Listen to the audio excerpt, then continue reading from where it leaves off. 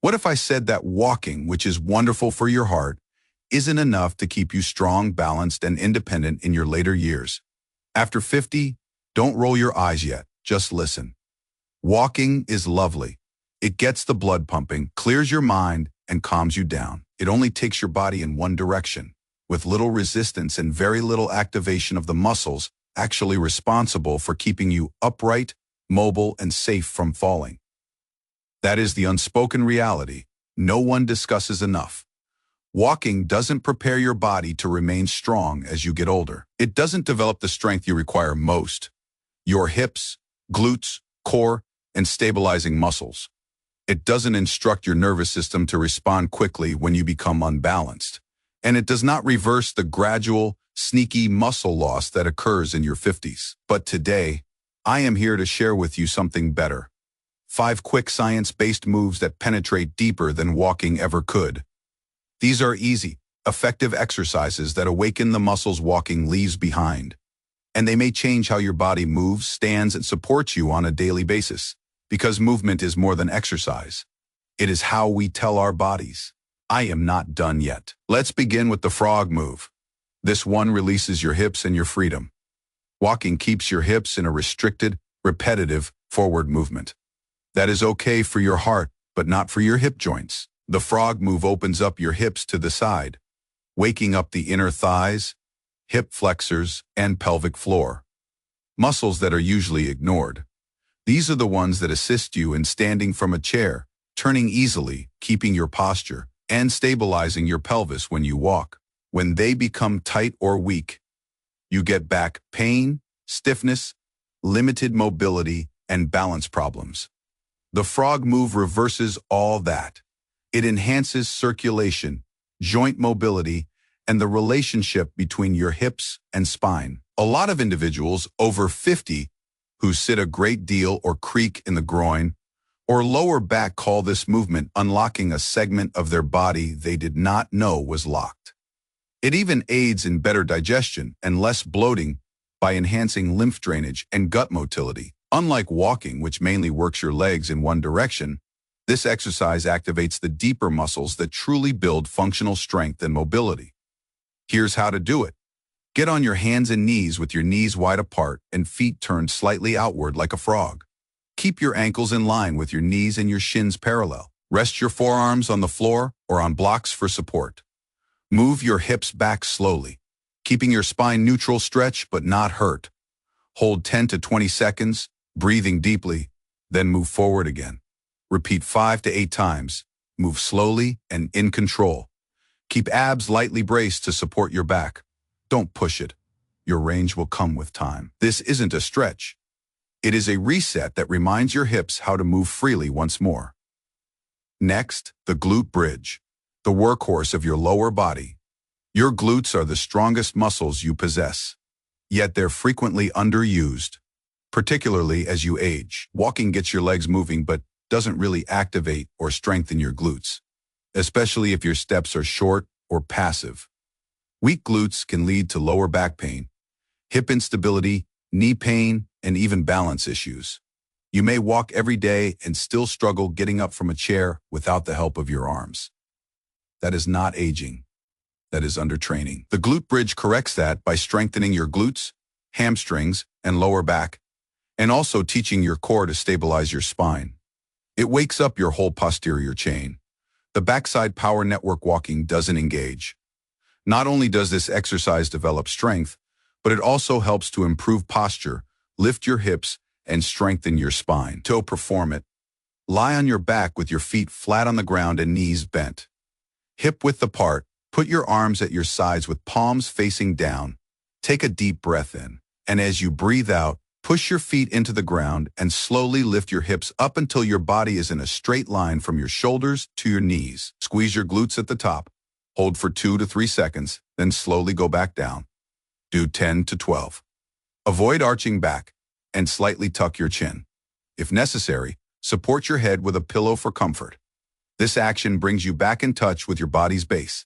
And the good news is, you can perform it anywhere with no tools whatsoever. Now let's discuss the gorilla. Style wall pull. The majority of individuals over the age of 50 gradually lose pulling strength. The capacity to open doors, pick up groceries, or pull themselves up if they fall. Walking contributes not one whit to improving this. The gorilla wall pull is a shoulder-friendly alternative to a pull-up that works the muscles that walking completely ignores. It engages your upper back, shoulders, and grip, the same muscles that keep your posture upright and your spine safeguarded. As we get older, our posture tends to round forward.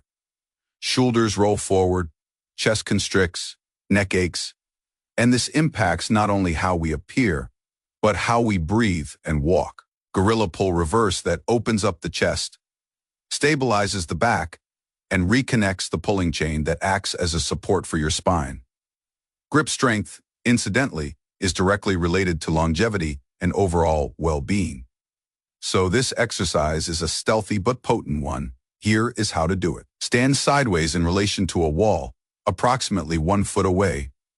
Drape a towel or resistance band over your opposite shoulder, holding both ends in one hand with the hand closest to the wall.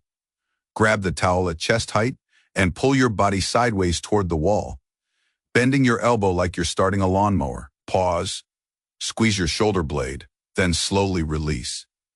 Do 10 to 12 reps per SID for 2 to 3 sets. Maintain a tall back, don't twist, and breathe out as you pull. This exercise helps your body learn to pull itself back into strength. Now, the horse stance, strength through stillness. Walking keeps you active, but movement isn't stability.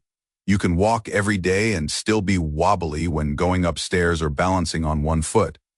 That is because walking doesn't condition your deep stabilizer muscles or your joint coordination. The horse stance, an old-school martial arts stance, develops static strength, the sort that keeps you firmly on the ground when life knocks you off.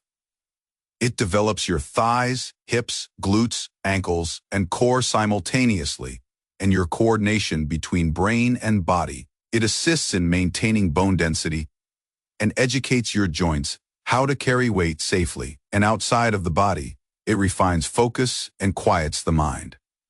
Here is how to do it. Stand with wider, than shoulder. With stance, toes slightly turned out. Sit back into a shallow squat, keeping your chest up and your back straight. Lower until your thighs are almost parallel to the floor, or as far as is comfortable. Activate your core, push your knees out, and hold for 20 to 30 seconds rest. Then repeat 2 to 3 times. Gradually work up to sustaining for a full minute. Maintain your weight evenly distributed and don't allow your knees to cave in. Do it close to a chair or wall for support if necessary. It is not showy, but it creates unobtrusive long-term strength. Last but not least, head turns on one leg, training your inner GPS. With every turn of your head when you walk, you test your balance. But once you reach 50, your brain takes longer to process those rapid movements, and you get dizzy or lose your balance. Walking doesn't prepare your reflexes to adapt to this. This easy movement does. It enhances your balance, coordination, and reaction time by activating your vestibular system, the network that keeps you upright. To do it, stand tall near a wall or sturdy chair. Shift your weight onto one leg, lift the other slightly off the floor, and while balancing, slowly turn your head left and right as if saying no. Keep your eyes open and focus on something ahead. Start with 10 seconds per leg. Repeat 2 to 3 times and rest in between. You may lightly touch the wall with a fingertip to steady yourself. If you feel lightheaded, take less of your head around. This exercise tightens your brain-body connection, making you feel stable and secure. If you are 50 plus, don't forget this, your body is not failing. It is just requesting wiser movement. You are not required to train like an athlete. You simply must move with intention. Begin small, heed your body, breathe through each rep, and allow your muscles time to adjust. Don't wait for pain to drive you. Avoid it now. Your independence, balance, and vigor are constructed slowly, stealthily, rep by rep. Walking is lovely. It is soothing, simple, and comfortable. But past 50, comfortable may not be enough. Your body requires more than movement. It requires activation, alertness, and power. These 5 exercises are not flashy, but they hit hard. They awaken muscles walking, never engages. They rehabilitate balance, posture, and mastery. Your body might have forgotten, but has not lost. Aging well is not about doing more. It is about doing more well, smarter movement, increased awareness, and a deeper connection with your body.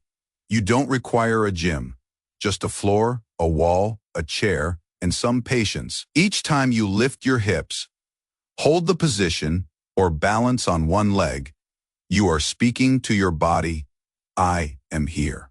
I am able. I am not surrendering. Aging isn't the demise of strength. It is the commencement of understanding how to use it wisely.